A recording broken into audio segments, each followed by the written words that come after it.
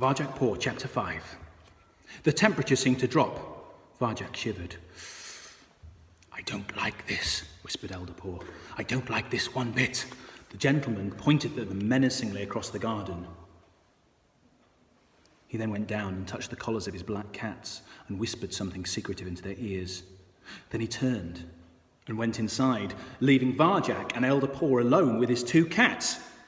Varjak's fur bushed out with fear as the cats came slowly, deliberately, menacingly across the grass towards them.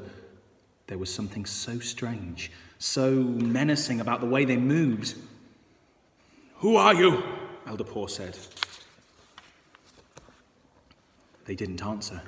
They just kept coming. Varjak and his grandfather backed away, but there wasn't anywhere to go. In a few steps, they were up against the wall, as far back from the house as they could get.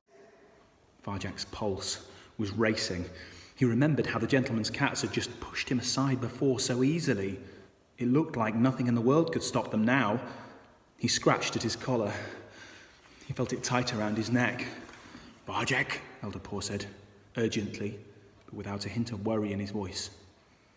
"I think someone as brave as you could climb that wall outside.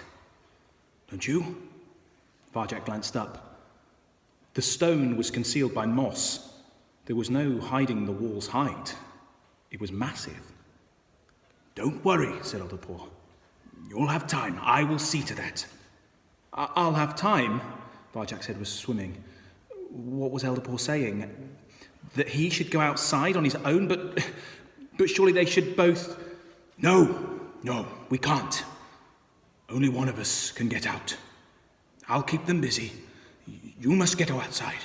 You must go and find a dog." "But you're not going to fight them, are you? They'll... The Elder Paw took a pace towards the black cats.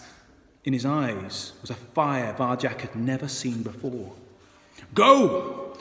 Bring back the thing that even men are scared of. And keep the way alive, Varjak Paw." The cats had stopped. They were looking at Elder Paw as if they were waiting for him. The Elder Paw growled at them. Varjak's head hurt. He was being torn apart by 1,000 different feelings. The Elder Paw strode forward to meet the gentleman's cats, tail held high, green eyes blazing. "Go, Varjak Paw, before it's too late. Don't look back. This is the only way." He looked fierce and magnificent. The tired old cats of the council was gone. Now he was the son of Jalal, facing his enemy, proud and powerful, a true Mesopotamian blue. "Go!" he yelled, and hurled himself at the cats.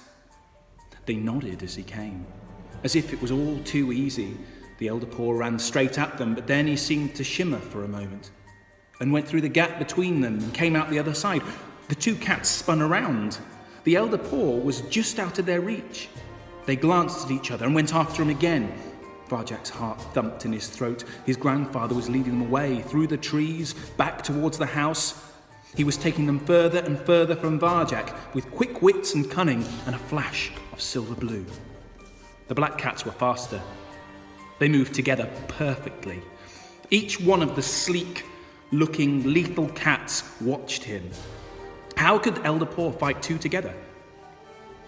Already he was slowing down, still proud, but old and short of breath. And the black cats were closing in, one either side. They'd catch him soon. Even if they didn't, what could he do against a gentleman 10 times his size? What could any cat do, or even a whole family? The Elder Paw was right. The only chance was to find a dog. His grandfather was going to do what he had to do, but now it was up to Varjak. His mind on fire, Varjak tore his eyes from the garden and turned up to the wall. It separated the world he knew from the outside world. No paw had ever been over since Jalal himself came to Mesopotamia, but it was the only way out. He took a deep breath, coiled his body tight. One glance over his shoulder. No! The black cats had caught Elder Paw. They had him backed against the house. They came out at him from both sides. He slashed out, but together they swamped him and forced him to the ground. There was a terrible howl. The black cats came anyway, shaking their heads, and the elder Paw. He looked limp, like a broken toy.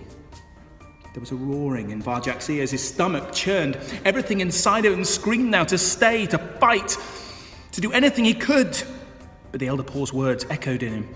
Go, before it is too late. He turned to the wall.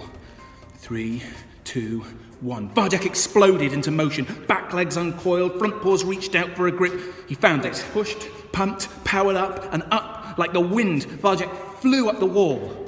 Up through the trees, higher and higher. Higher than the curtains he had climbed before. Higher than the house. Up, beginning to tire muscles aching and vision blurring. How much further could it be? Up and up, paw after paw. Slipping, but still, at last, latched onto the ledge.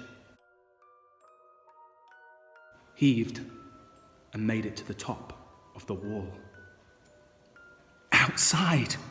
For the first time since Jalal, a paw stood on the edge of the world.